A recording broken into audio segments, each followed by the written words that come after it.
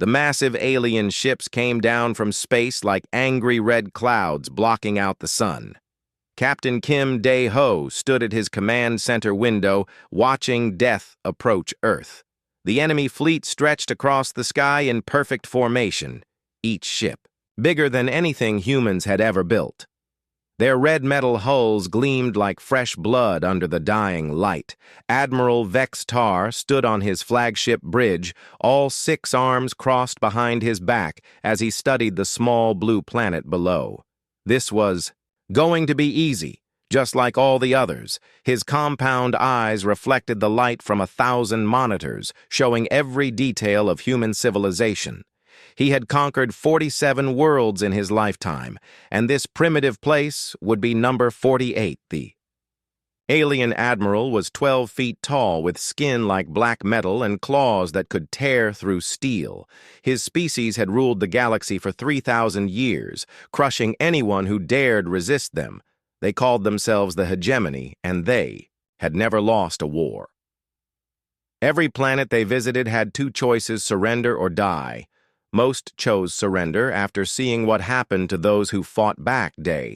Ho had been preparing for this day ever since the aliens destroyed Mars Colony 6 months ago. He watched the security footage over and over until he memorized every detail of how the enemy fought. They moved in perfect patterns following rules that had worked for centuries, but rules could be broken if you knew how. Lieutenant Park So-min ran into the command center carrying urgent reports from around the globe. Every major city was reporting the same thing: alien ships hovering overhead like giant metal predators. The enemy had positioned themselves perfectly to destroy all human civilization within minutes if they wanted to. The message was clear: surrender now or watch your species. Burn Commander Lee Tae-wook studied the enemy formation on his tactical display and shook his head. The aliens were showing off, putting their ships in positions that looked impressive but created weaknesses. He had spent his whole career studying warfare, and he could see gaps in their defense. But those gaps would only matter if humanity was willing to take risks that no sane military commander would ever consider. The alien communication came through on all frequencies at once. Vex Tar appeared on every screen on Earth, speaking in his clicking mechanical language while computers translated his words into human speech. His message was simple and direct. Earth had 24 hours to surrender completely or face total destruction. No negotiations, no mercy, no hope. The alien Admiral explained how surrender would work. All human military forces would stand down immediately. All weapons would be destroyed. All leaders would report to alien ships for processing. The word processing sent chills down human spines because everyone knew what it really meant. The leaders would be killed, and the rest of humanity would become slaves. Forever. Dae-ho listened to the ultimatum with a face made of stone, while his mind raced through possibilities. The aliens expected humans to act like every other species they had conquered, roll over and die like good little primitives. But humans were different in ways the galaxy had never seen before. They would rather fight impossible odds than live on their knees.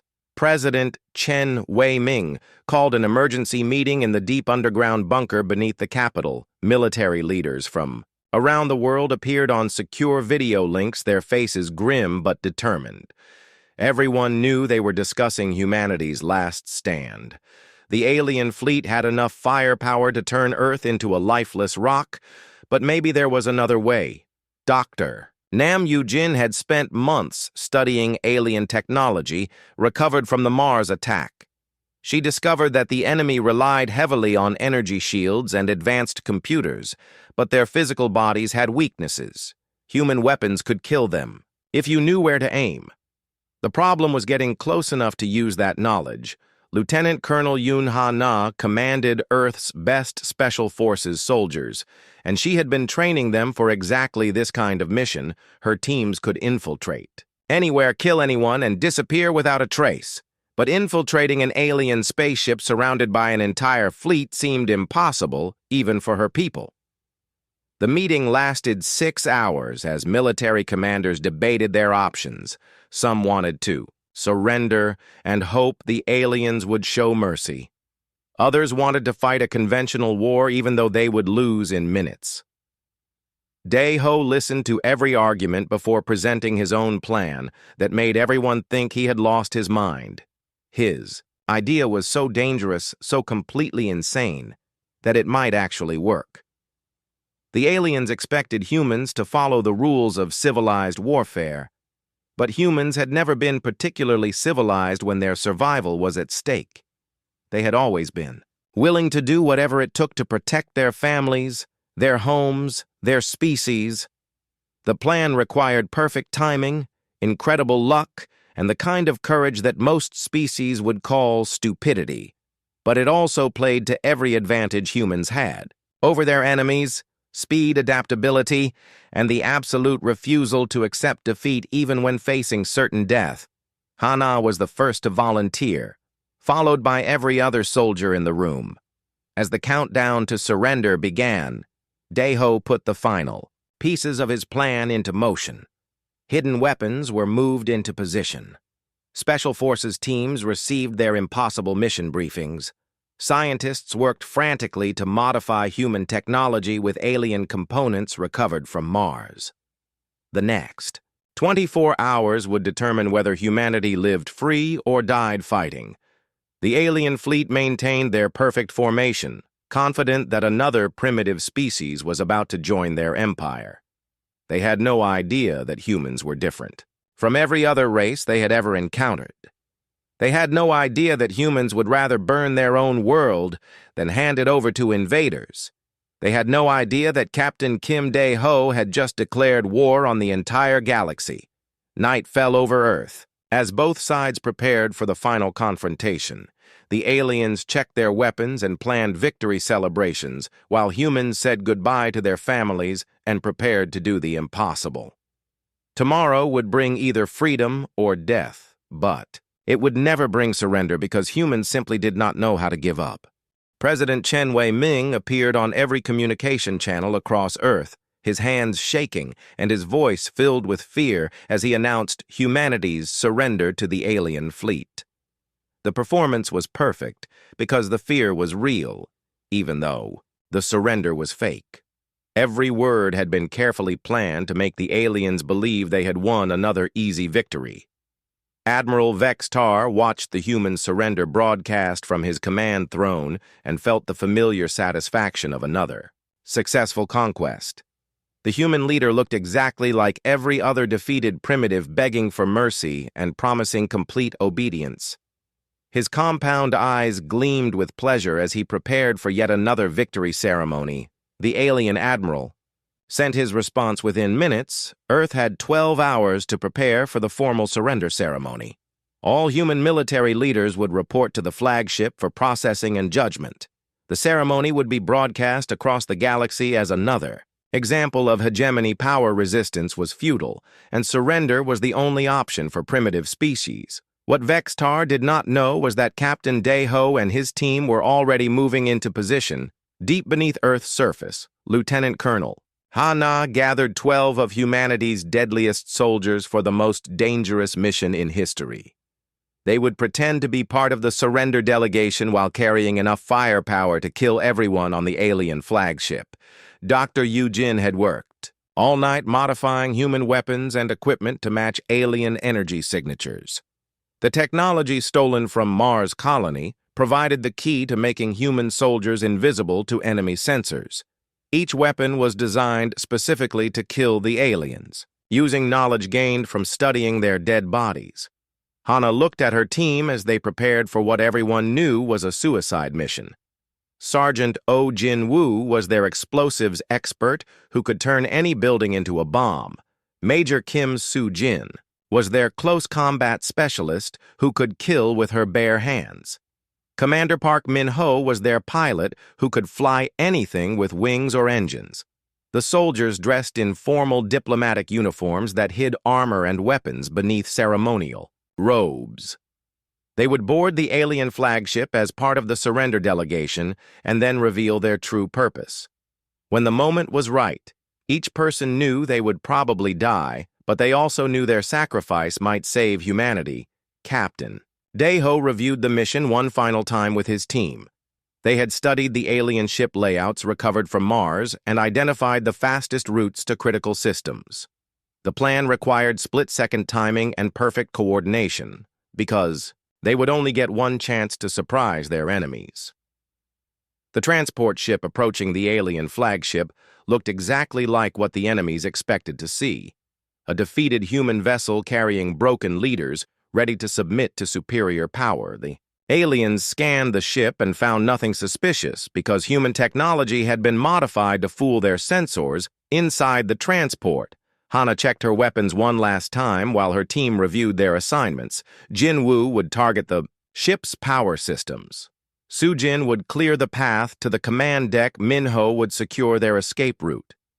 Each person had a specific job, and failure was not an option. The alien flagship was massive beyond human imagination, stretching for miles. In every direction, its hull was covered in weapons that could destroy entire cities, and its shields could stop anything humans had ever built. But shields and weapons were useless against enemies who were already inside the ship, as their transport. Docked with the flagship, Dae-ho felt his heart pounding, but his hands remained steady. He had trained for this moment his entire career, and now it was time to prove that humans were different from every other species in the galaxy. They would not go quietly into slavery. The docking bay was filled with alien guards wearing full battle armor and carrying energy weapons that could vaporize a human instantly, but the guards were expecting defeated prisoners, not soldiers trained to kill there. Attention was focused on ceremony, not security, and that mistake would cost them everything. Hana and her team walked off the transport with their heads down like defeated soldiers, while secretly memorizing guard positions and weapon placements. The aliens saw exactly what they expected to see: broken humans ready to surrender. But appearances could be deceiving, especially when humans were involved. The ceremonial procession moved through corridors designed for beings 3 times human height. Emergency lighting cast everything in purple shadows, while alien crew members watched the defeated humans with curiosity and contempt. None of them suspected that they were looking at their own death walking among them. Dr. Yu-jin had studied alien psychology as well as their biology, and she knew exactly how their minds worked. They believed in their own superiority so completely that they could not imagine any other species being dangerous to them. This arrogance would be their downfall, because humans specialized in proving superior enemies wrong. The surrender ceremony was taking place in the flagship main hall, where Admiral Vextar sat on his command throne, surrounded by senior officers who had conquered dozens of worlds. Each alien was a veteran warrior who had never lost a battle. They were about to discover that there was a first time for everything. Captain Dae-ho entered the ceremonial hall with his fake delegation of human leaders, while Hana's team split off to complete their real mission. The next few minutes would determine whether humanity lived free or died fighting, but either way they would prove that humans were unlike any species the galaxy had ever encountered. The alien Admiral rose from his throne to begin the ceremony that would mark humanity's final defeat. He had no idea that he was about to become the first hegemony leader ever killed by a primitive species. The galaxy was about to learn that humans played by different rules than everyone else. Lieutenant Colonel Hana crawled through the alien ship's maintenance shafts, following blueprints she had memorized from stolen data cores. The passages were designed for repair robots, not human soldiers, but her team squeezed through spaces that would be impossible for the larger aliens. Every inch brought them closer to the ship's critical systems. The alien flagship was like a floating city, with thousands of crew members working at stations throughout its massive hull. But the aliens had never faced an enemy that could infiltrate their own ships, so their security was focused outward toward external threats. They had no idea that death was crawling through their walls. Sergeant Oh Jin-woo examined the ship's power distribution system. Through gaps in the maintenance panels, the alien technology was advanced beyond human understanding, but explosives worked the same way on every species. His charges would turn the enemy's own power against them. When the time came for revenge, the surrender ceremony had begun in the main hall where Admiral Vex Tar addressed the defeated human leadership.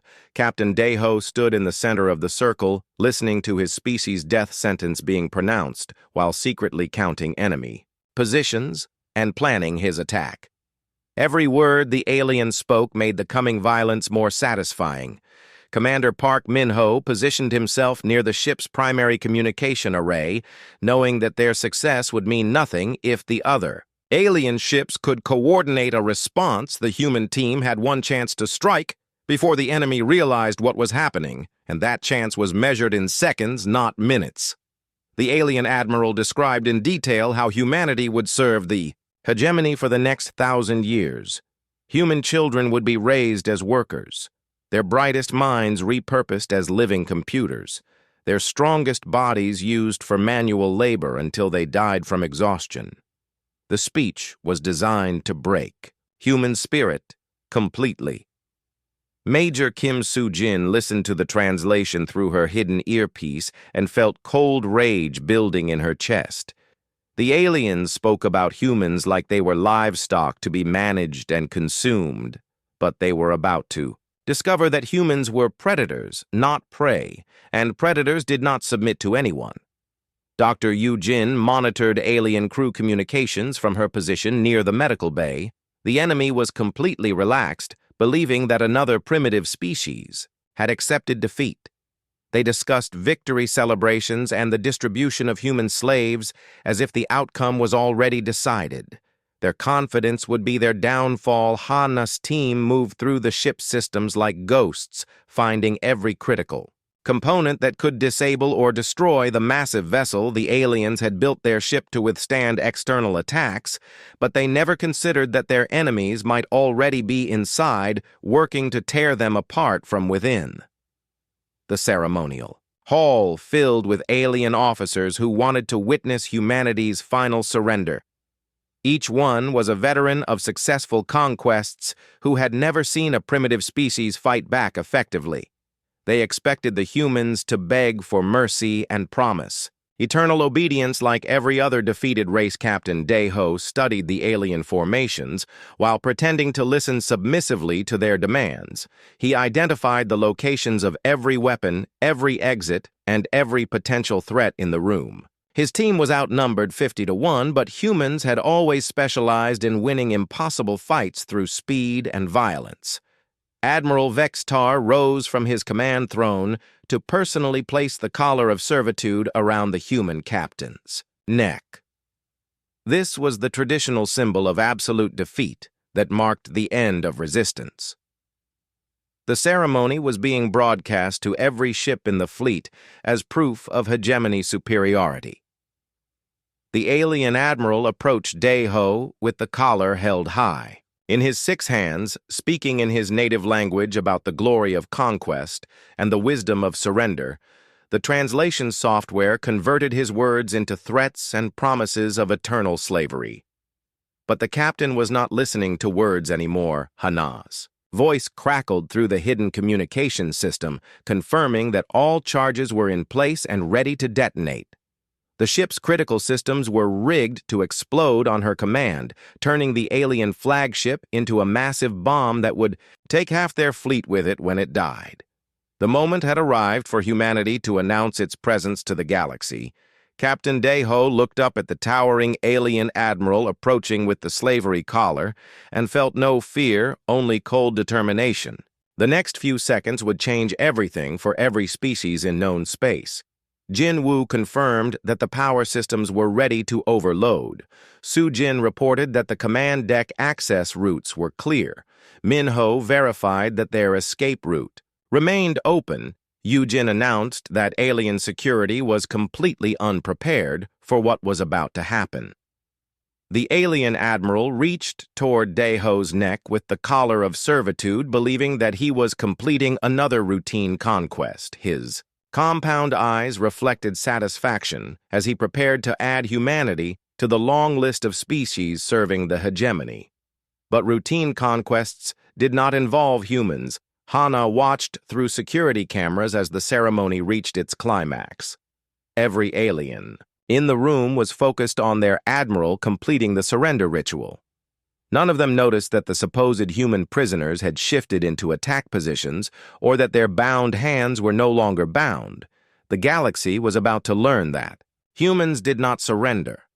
Humans did not submit, and humans did not accept defeat under any circumstances. They were about to learn that when you corner a predator species, you do not get submission, you get violence beyond anything civilized beings. Could imagine Admiral Vextar lowered the collar toward the human captain's neck, completely confident in his victory over another primitive species. He had conquered 47 worlds using the same ceremony and the same overwhelming display of power. But world number 48 was going to be very different. The collision of two completely different philosophies was about to occur in the most violent way possible. The aliens believed in order hierarchy and the natural dominance of superior species. The humans believed in freedom, independence, and the absolute right to kill anyone who tried to enslave them. Captain Deho moved faster than alien reflexes could follow as Admiral Vextar reached toward his neck with the collar of servitude. The hidden blade slid between the Admiral's exoskeleton plates like it was designed specifically for that purpose. Dr. Eugène's months of studying alien anatomy paid off as the weapon found the nerve cluster that would cause instant death. The mighty Admiral, who had conquered 47 worlds, died before his brain could process what was happening. His massive 12-foot frame crashed to the deck like a falling tree while purple blood spread across the ceremonial floor.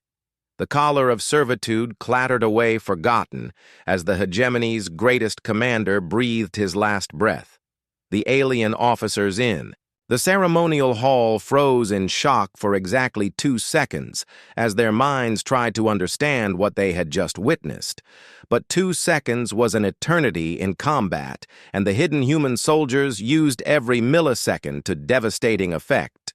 Their fake diplomatic robes fell away, revealing armor and weapons. Lieutenant Park So-min rolled behind the Admiral's throne and came up firing her modified plasma rifle, cutting down 3 senior officers before they could reach their weapon belts. The aliens moved like they were underwater compared to human combat speed, and their perfect formation became a killing field for soldiers who fought dirty. Commander Lee Tae-wook used martial arts techniques adapted specifically for alien anatomy breaking. Joints that bent in directions. Human bones never could. His hands found pressure points that Dr. Eugène had identified as instantly disabling, and alien warriors who had conquered worlds fell like children before his precise strikes. Major Kim Soo-jin appeared from behind a ceremonial pillar, moving like death itself as she engaged the alien guards who were finally reaching for their weapons. But human close combat training was designed for killing, not ceremony, and the guards discovered that their energy armor meant nothing against blades applied to the right spots. The battle in the ceremonial hall lasted less than 3 minutes, but it felt like hours to the aliens who had never experienced real combat with an enemy that refused to follow civilized rules of warfare. They tried to maintain formation and call for backup, but humans did not give them time for organized responses. Hana's voice crackled through the communications system, reporting that her team had taken control of the ship's critical systems. Sergeant Jin Woo had successfully rigged the power core to explode on command, while Commander Minho secured the navigation systems and Dr. Eugène disabled the ship's automated defenses.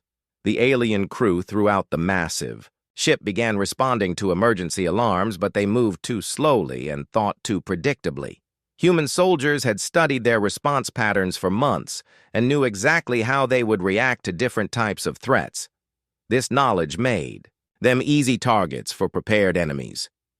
Captain Deho stood over Admiral Vextar's corpse and activated the ship-wide communication system. His voice carried to every alien vessel in the fleet as he spoke not as a defeated prisoner, but as a predator, announcing his dominance over former hunters. The message was simple and clear. He began by listing every weakness the humans had discovered in hegemony tactics, every mistake their fleet had made in positioning every assumption about human nature that had proven fatally incorrect.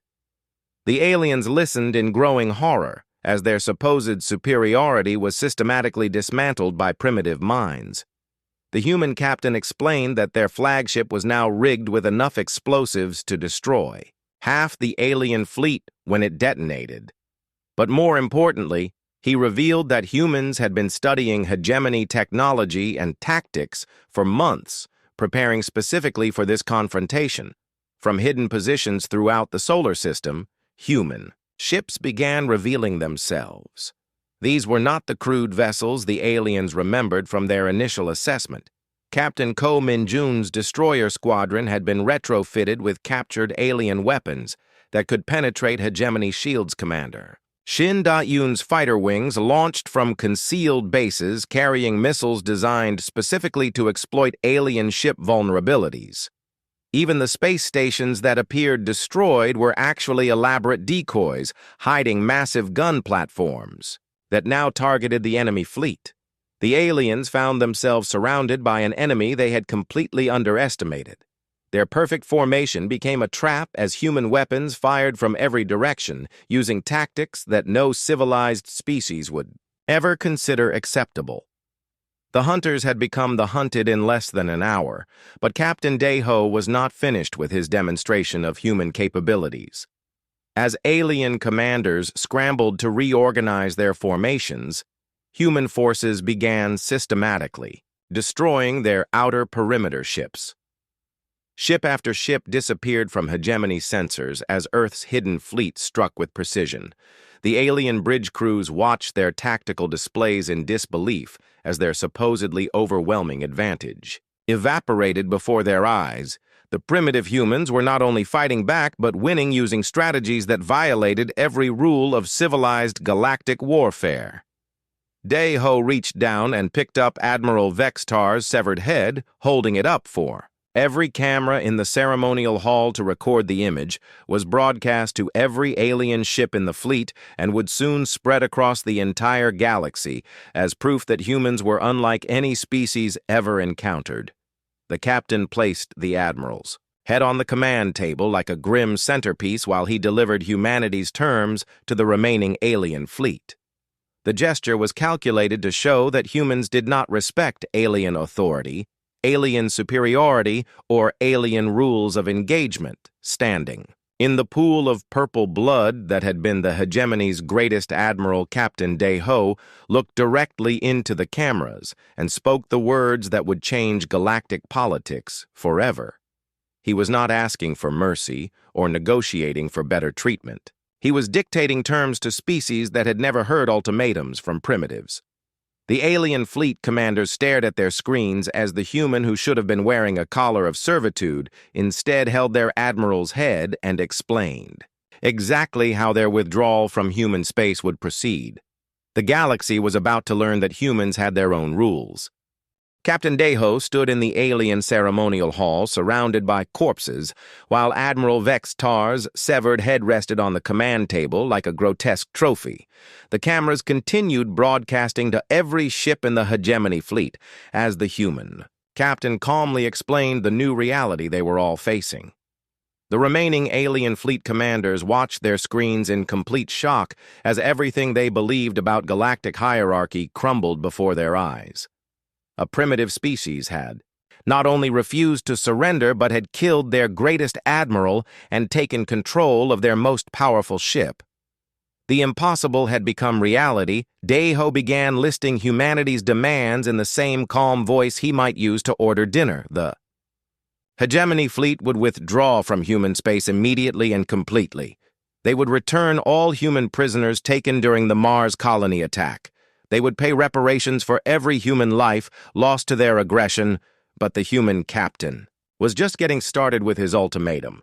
The aliens would also provide detailed intelligence about other hostile species in the galaxy. They would share their star maps, showing safe travel routes and dangerous territories. They would formally recognize human sovereignty over all systems claimed by Earth. The alien commanders tried to process demands that no primitive species had ever made to the hegemony. For 3,000 years, they had been the ones making ultimatums while conquered. Races begged for mercy. Now a human was dictating terms while standing over their admiral's corpse. Commander Park Min-ho reported from the navigation center that human ships were moving into attack positions around the alien fleet, Captain Ko Min-jun's. Destroyers had surrounded the hegemony vessels, while Commander Shin Da-yoon's fighters were targeting their engines and weapon systems. The aliens discovered that their supposedly primitive enemies had been preparing for this battle far longer than anyone imagined. Human engineering teams had studied captured alien technology and reverse-engineered weapons specifically designed to kill hegemony ships. The hunters were now completely surrounded by their former prey, Lieutenant Colonel Ha-na, emerged from the maintenance shafts with her team reporting complete control of the alien flagship. Every critical system was under human command and ready to be destroyed at a moment's notice. The massive vessel had become a bomb pointed at the heart of the enemy fleet. Dr. Yu Jin accessed the ship's medical database and began broadcasting detailed information about alien biology to every human vessel in the solar system. The data included weak points, vulnerable organs, and the most effective ways to kill different alien species. This knowledge would spread throughout human space within hours. The hegemony fleet tried to reorganize their formation, but human weapons were already targeting their ships from positions the aliens never suspected existed. What appeared to be empty space suddenly erupted with missile launches as hidden human platforms revealed themselves across the solar system.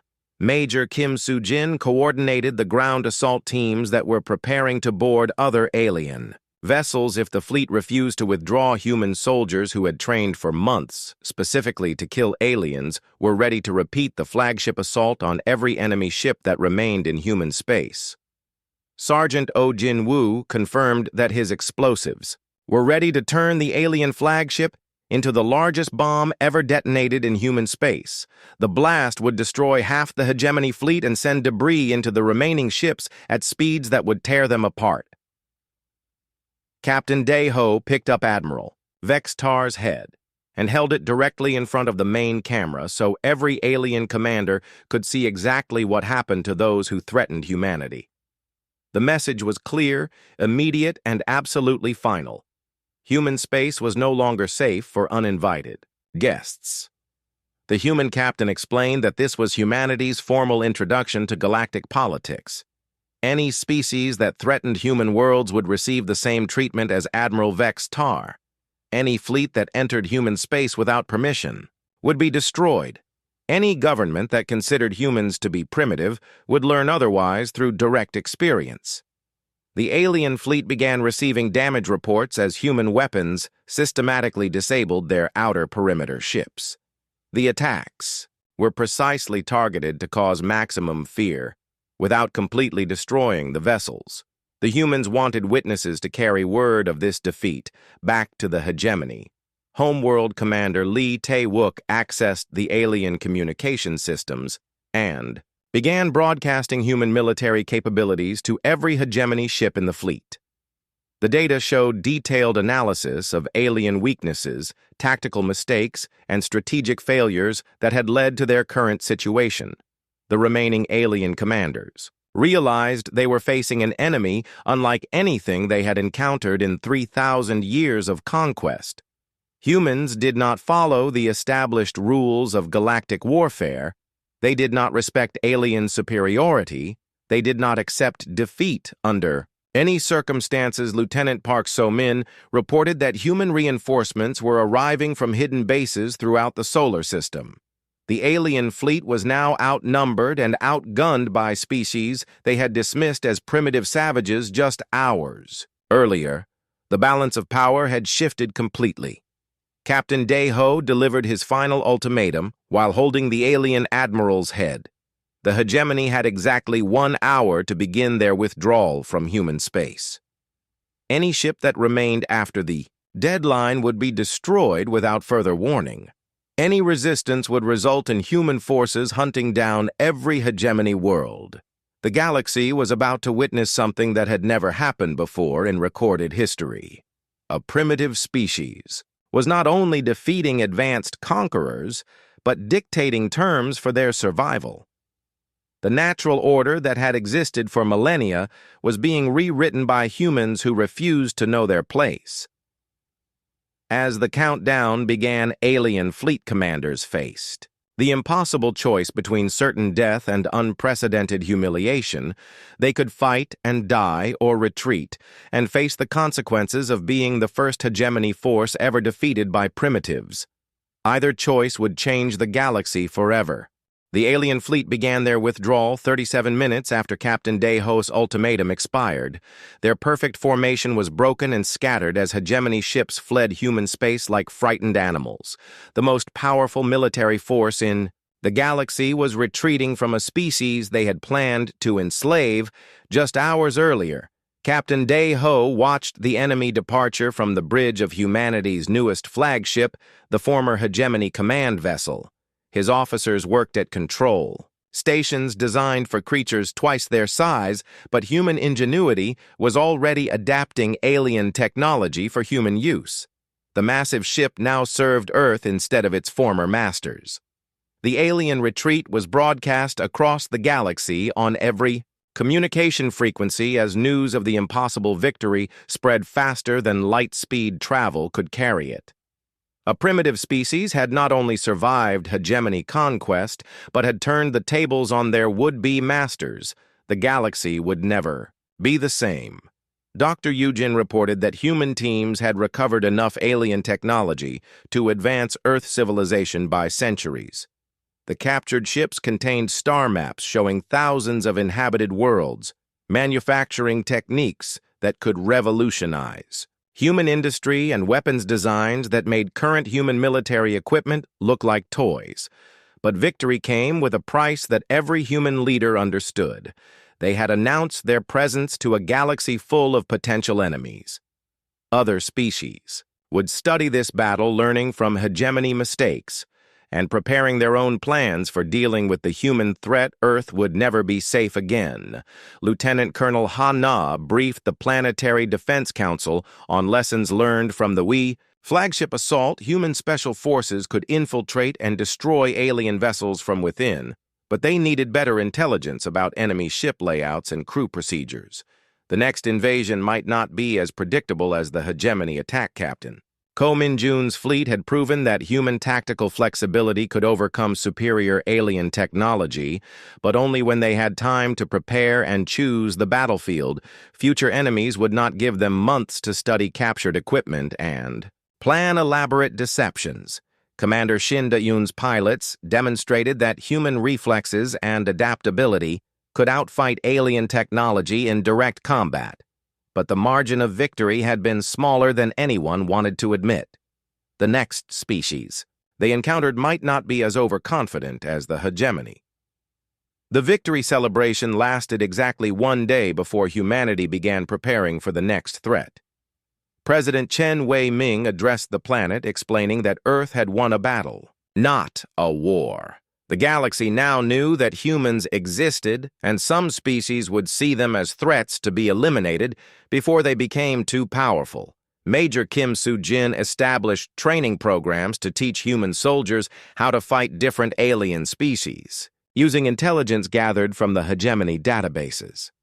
Every major city on Earth would have special forces teams trained specifically for alien combat because humanity could never again be caught unprepared.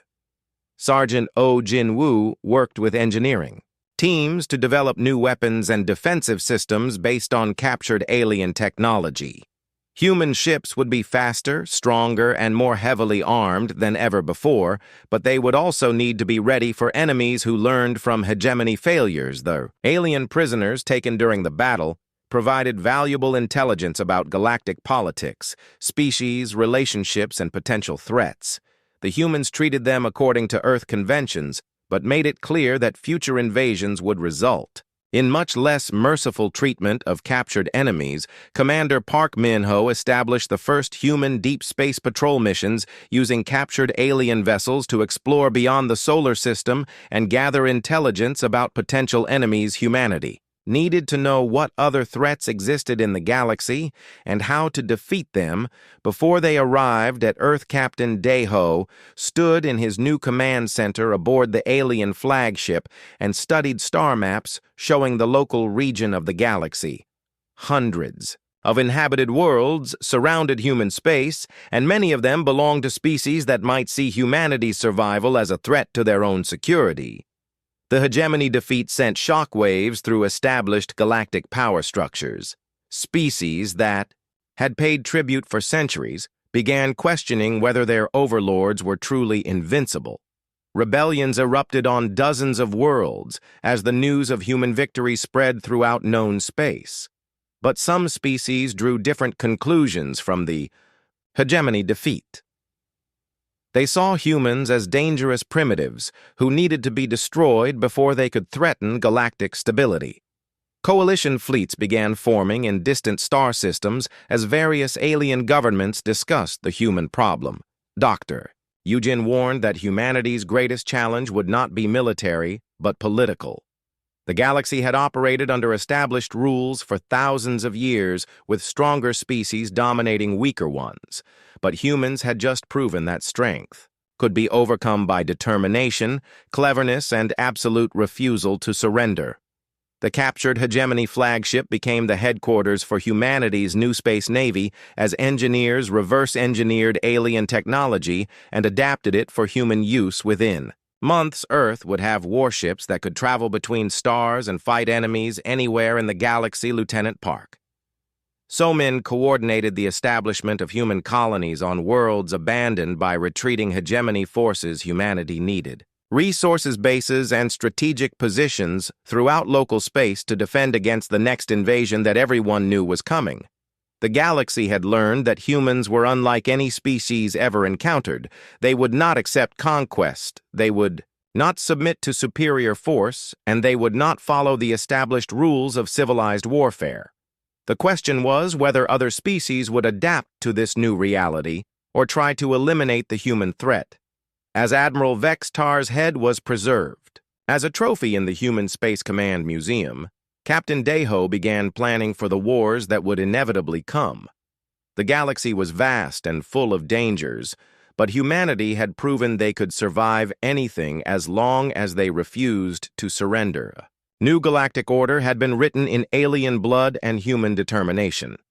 No species would ever again dismiss Earth as a primitive backwater because humans had shown they were willing to fight anyone, anywhere, anytime for their freedom. The stars belonged to whoever was strong enough to claim them.